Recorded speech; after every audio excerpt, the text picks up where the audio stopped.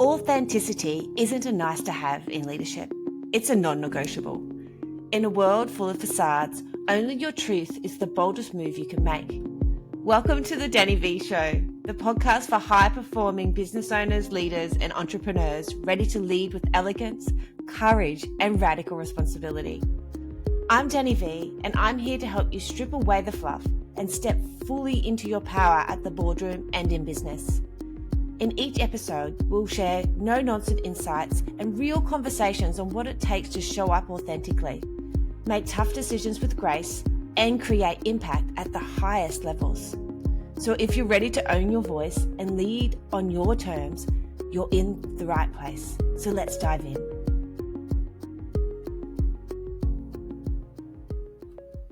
Hello and welcome, amazing Chelsea. Thank you so much for joining me today. Thank you, Danny, for having me. What a joy to be back in your presence again. Yeah, it's such an honor to be in yours as well. We're very blessed. It's a blessed day, isn't it? It's a good day. It's a good day. All right, so we're going to jump straight into a question for you because you are the performance coach of Australia at the moment, turning international, as we know. And I was just wondering, often leaders are celebrated for their being unshakable and endlessly resilient, but is this image really destroying mental health and performance in leaders today? I think 100%, to be honest. I think that image is very outdated and quite honestly, quite dangerous. I feel like we really glamorize the unshakable leader, stoic, always in control, never overwhelmed. But pretending to be bulletproof doesn't really make you strong, to be honest. And don't get me wrong, I'm all about hard work and pace setting. We work really hard in our business. I know you work super hard, Danny. I'm all about hard work and intensity. And I love pushing boundaries. I love setting goals and performing at a high level, but not at the detriment of your well-being. And real resilience for me isn't about grinding through silently. It's about being honest with yourself, and it's having the awareness and also the courage, I think, to pause and say, you know what, I need to reset right now so I can come back stronger. And to be honest, I know you know my story, but I really learned that the hard way, right? Like after giving birth to Clara, I was in an executive position in corporate, fast paced, hard worker, and didn't really know the signs and symptoms of mental illness, to be honest. And after giving birth to our gorgeous little girl, Clara, 9 weeks post-birth, I found myself in a psychiatric hospital suffering really severe postnatal depression. And despite ticking every high performer box, career success and discipline and drive, I'd completely spiraled and unraveled into this mums and bubs psychiatric hospital. And that experience was something that really cracked me open as a human being. It showed me that vulnerability isn't a liability. It's actually a leadership asset. We're more authentic with ourselves and we have courage. And so my personal opinion is that, when leaders show up fully as a human, honest, evolving, having a growth mindset, not knowing everything, it creates real trust and it gives their teams permission to do the same. And I feel like that's when performance, particularly in the corporate world, becomes sustainable and not just successful. Yeah, I really love that, Chelsea, and the vulnerability key as well, and understanding what that means as well, because I do believe that authenticity and vulnerability can be a bit of a buzzword for people to use, but really deeply understanding what it means to be resilient through vulnerability, showing up and showing that you can make mistakes and that you're human and things like that. I just think that's so key to any leaders, and especially I actually did a keynote last week for Seeker.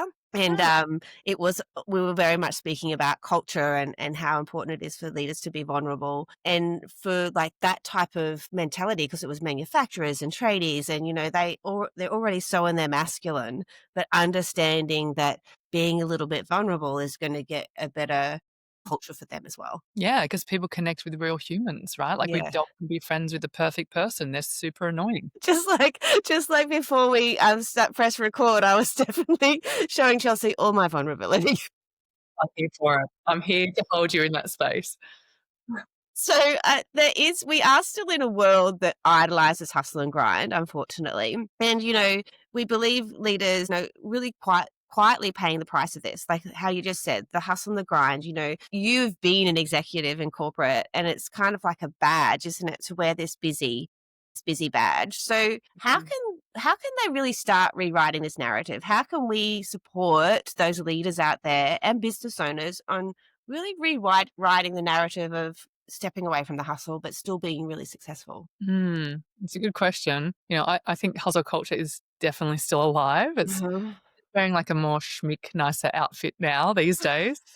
I think it's like disguised, right, as being productive, efficient, always on, but the cost is enormous. Leaders are burning out in silence, and many feel that they can't talk about it without appearing weak in their role. It's almost like we need this complete mindset reset, reframe. We've Mhm. got to stop idolizing busyness and start celebrating presence. Like when I'm here, genuinely, truly with you, not with an agenda of like what's next, and not just what you do, but how you feel while doing it.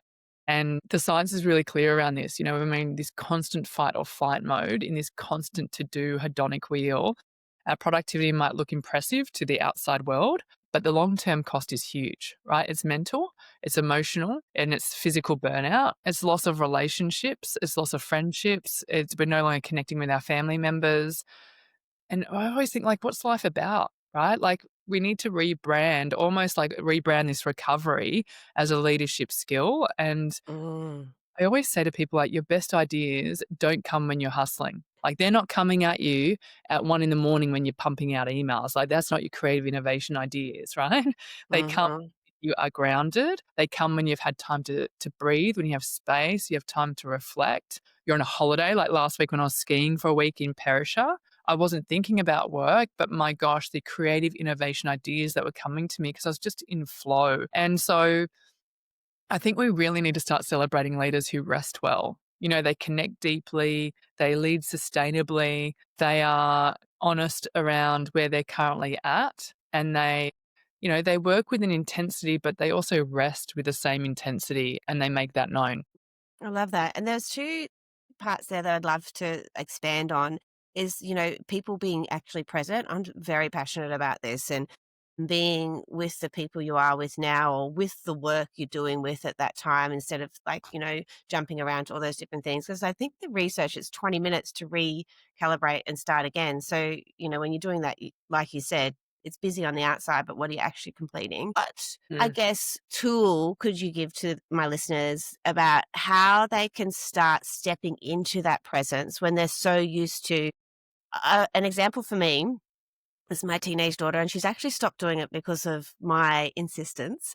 But they pick up their phone. You'll be mid conversation with somebody and they'll pick up their phone. So even like what is a tool that someone can start implementing into their life to change that narrative and to be truly present with the people they're with? It's a great question, and also something that grinds my gears massively is when you're having a conversation with someone and they pull their phone out. Like, what it says to me as a person is that what I'm saying to you is not important, and what's on your phone is more important than me right now in that conversation.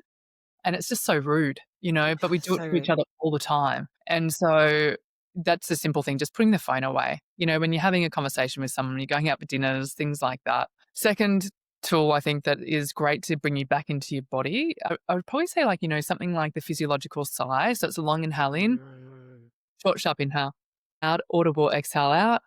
Before, right? That sigh. Now we're down regulating. It's like the fastest way we know how in the neuroscience division at university to downregulate people's stress.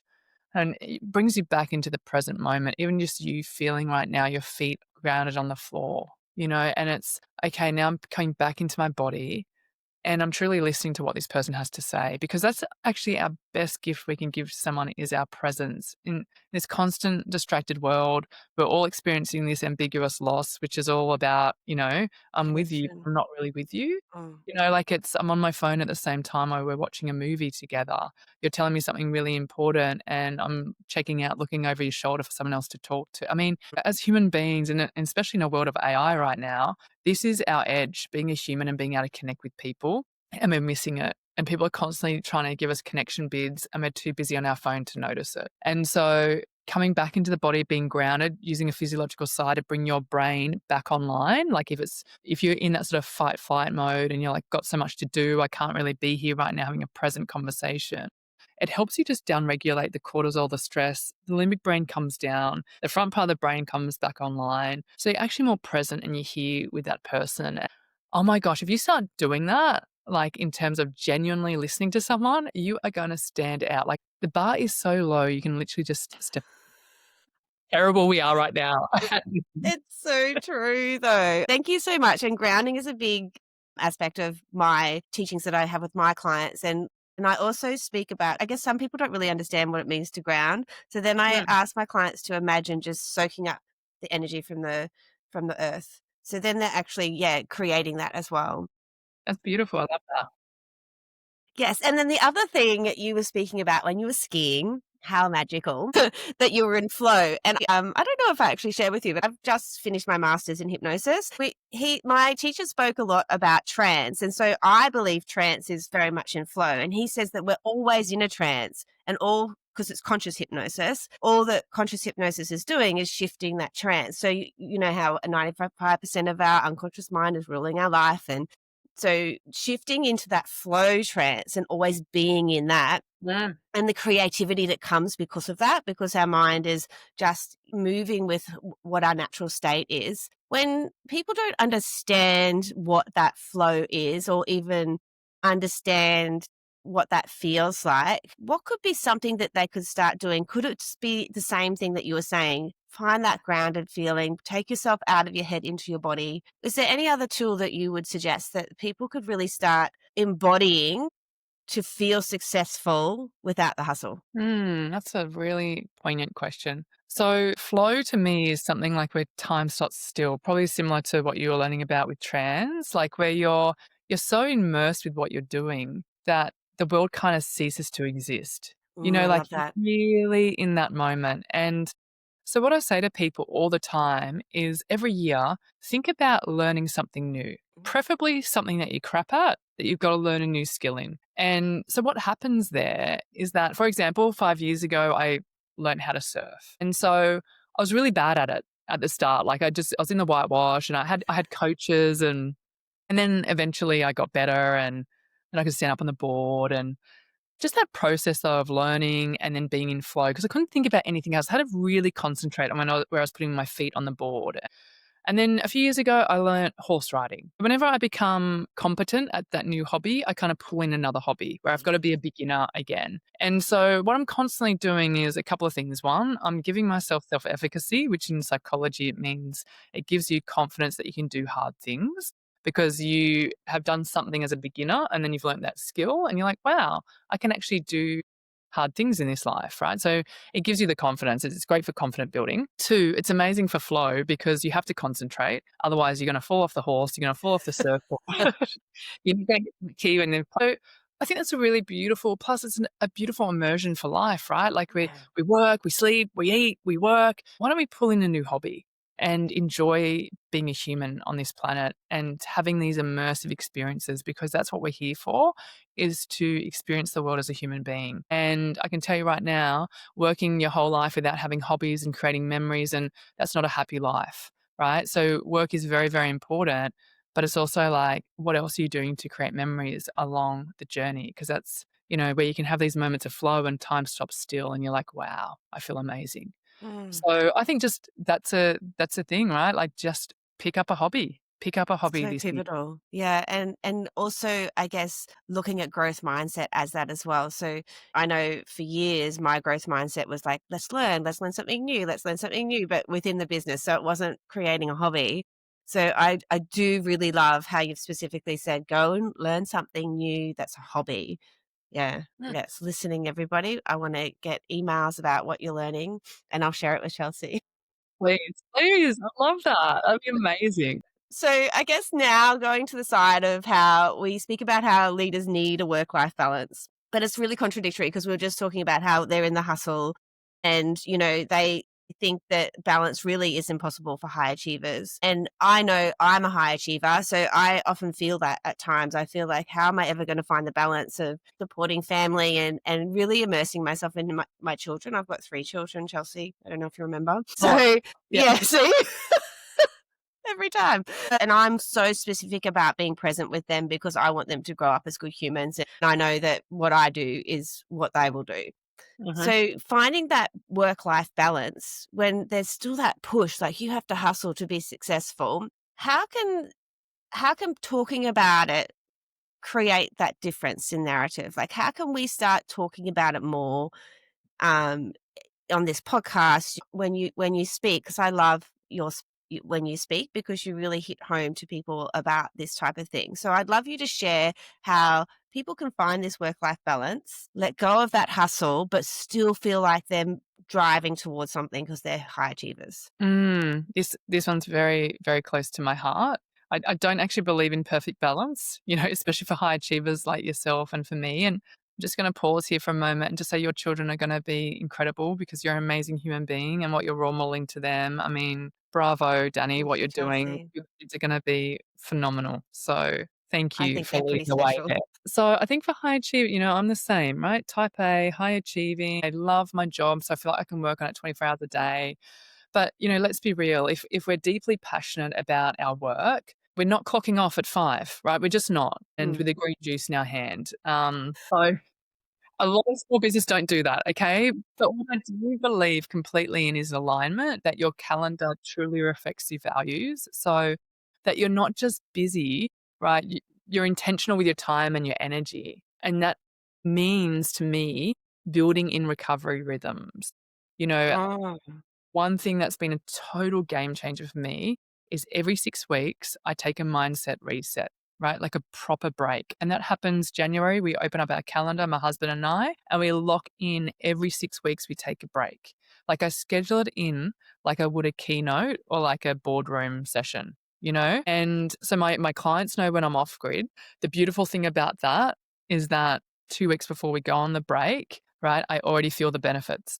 Okay. Mm. So we are fast paced in the company for sure, but the reason why we have longevity and sustainability is I'm honestly think it's because of this. So 2 weeks before we go on the break, so for example, we were in skiing last week.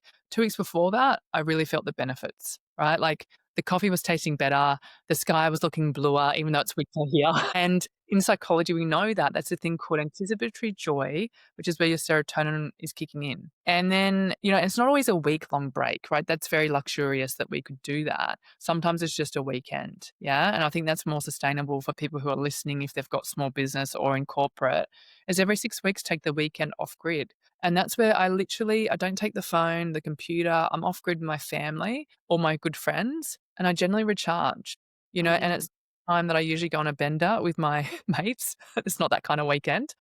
That particular weekend is an actual reset.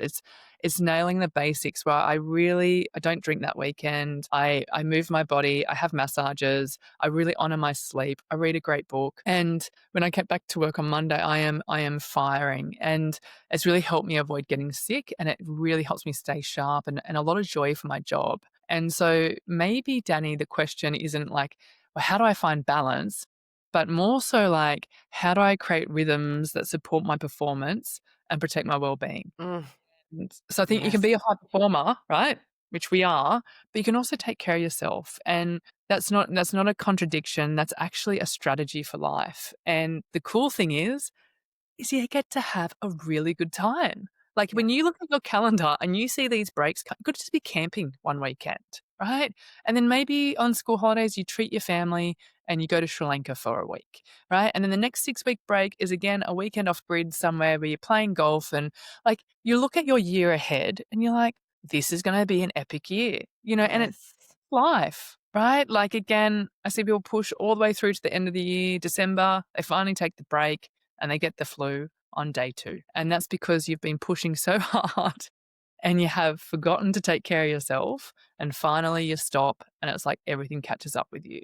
And so, I'm going to invite people to challenge that way of thinking and instead think about doing bursts of pace setting and work, like interval sprints, and then take it off the grid weekend. This excites me so much. It's the perfect advice, and I do love how you bring it down to, the people that aren't doing it, just do it for a weekend and off grid as well. So not doing the things or going out on a bender with your friends, because that can be another weekend because Yes, you're not resetting, absolutely. because you'll need to reset from the reset. But I do that, like, I do have great times, and I love having a champagne with my girlfriends, but, yeah, every 6 weeks it is a complete reset of the body, and I think that's a good shout actually, Danny, because we're normal humans, right? We like to have a glass of wine, we like to have a coffee. It's like 80/20. I'm not super strict. I don't live in a life of deprivation. I enjoy my life a lot. And I think that's for me, that's what a successful life looks like is that I'm a happy person and I've got really lovely relationships with family and friends because I give them the time Yeah, and the presence as well. Yeah, and your definitely. presence. Yeah. Yeah, yeah. I think you might have answered my last question, but I'm going to pose it anyway because I'm sure you have even more wisdom to share with us with it. So I've spoken about my framework, so Embody, and it stands for energy, mindset, body, ownership, so radical responsibility, direction, your vision, mission, values, and you. So until you get the first pillars, it's impossible to become you. And so I do use this in all different aspects of my learnings for my clients, but it is a really strong leadership framework for who I work with in my masterminds and things like that. And Mm. it's the advice that I give them, I guess, in that embodiment. So it's that groundedness, it's out of your head, it's understanding who you are. Mhm. So what I would like to ask is what could be one step towards being a stronger self leader? So this can be anybody listening to this show today, stronger self leader in their mental health. So what would it be in like keeping that strength when they embody it, if you think about that framework? So something that I would do personally to keep myself mentally strong? Yeah. One of the non-negotiables, Danny, in my life, and this is, when I was sick, I've got so many tools around me, right? Like I exercise and I sleep well and I eat clean and I've got great social relationships and friendships and connection. I do charity work and I take medication every day. That's really, really important for me. It keeps me alive. But the one thing that is my anchor is meditation. And it's not like a Mm, long sit for 20 minutes, is like 10 minutes every day. I lock it into my calendar. And I used to be skeptical of meditation before my psychiatrist taught me about it 9.5 years ago. And then I kind of went on this massive journey, right? Like, oh my gosh, I'm going deep down this rabbit hole of what does meditation do to the brain and what are the studies behind it? And oh my gosh, I can't stop my mind from thinking. And what does that mean? And then what I learned was that just the consistency of the practice and even just doing for me like a 10-minute non-sleep deep breath protocol in the afternoon completely regenerates my brain. But if we tie it back to that presence level, I really do think that's what makes me a very present person because life is always so busy around us. It's like a fire hose of constant information coming at us. And so I need constantly the tools to bring me back into parasympathetic system, mm, which helps me with my amygdalas getting a little bit quieter, so I'm less stressed, less anxious, and it can make me more of a intentional person. And that's one thing like brushing my teeth, I don't miss for a day. And so it's easy, right? It's 10 minutes in the calendar. My team will see it locked in my calendar. They will not book a podcast, a pitch, a briefing, a workshop over it. They're like, okay, Chelsea's having a meeting with herself. She needs 10 minutes. But I really do for me, and that's something that's really been helpful. And for people listening, it might be another tool, but that's just something that I find really, really effective for my brain to keep me mentally strong. and do you use it at the same time or you just do it when you can fit it into your day? Whenever I can fit it into my schedule. Yeah, I really love that, and that actually helps me so much because I do like to do journaling. That's my kind of meditation, and I find that I've been so busy recently trying to fit it into my mornings that it's just I'm so stressed. It actually doesn't give That's me the time. So I do, yeah, I'm going to take that advice and shift it to whenever I can just book it into my diary and just have that time instead of trying to get it done in the morning and just starting the day just Yeah, heightened. Yeah. that's a great comment because I think sometimes we can get really anxious about our well-being too. Like, oh my gosh, get Mm. up, got to brush my teeth the opposite hand, stand on one leg, hydrate, run, meditate, cold shower. All at And once. then people are like, all right, Oprah, I mean, this doesn't be, you're stressing me out, right? Like, so just being kind to ourselves, like fit it in when we can. It's like Yeah. exercise. Heaps better to do 5 minutes, in the day, just for 5 minutes than doing 1 hour every month. Like just consistency of Yes. your habits is good. If you do journaling for 30 seconds for the day, brilliant. It doesn't need to be 10 minutes if you can't get 10 minutes in. Let's just like take the pressure off ourselves. Hard to do for type A high functioning perfectionists. Something that I'm We're always soul working. sisters. That's such wonderful advice. Thank you so much for everything you've been sharing with us Yeah. today. You are such a inspirational person, and I'm so grateful that you are in my world and you have taken the time to share your wisdom with my listeners as well. Likewise, Danny, I am so grateful you're in my world too. Thank Thank you you. so much. Thank you. Thank you so much for joining me on the Danny V Show today. I hope you're leaving this episode feeling inspired and empowered. My goal is always to bring you elegant insights with a bold impact. If you enjoyed our conversation, I invite you to subscribe to the show and leave a quick review. Your feedback not only means the world to me, but it also helps other growth-minded leaders find this community. Remember, leadership is an inside-out journey. The poise, the passion, and the purpose we cultivate within ourselves are what transform the world around us. So until next time, stay true to your vision and keep leading with the unique mix of grace and strength. Stay radiant, stay resilient, and I'll be right here cheering you on. I can't wait to hang out with you again on the next episode of The Danny V Show.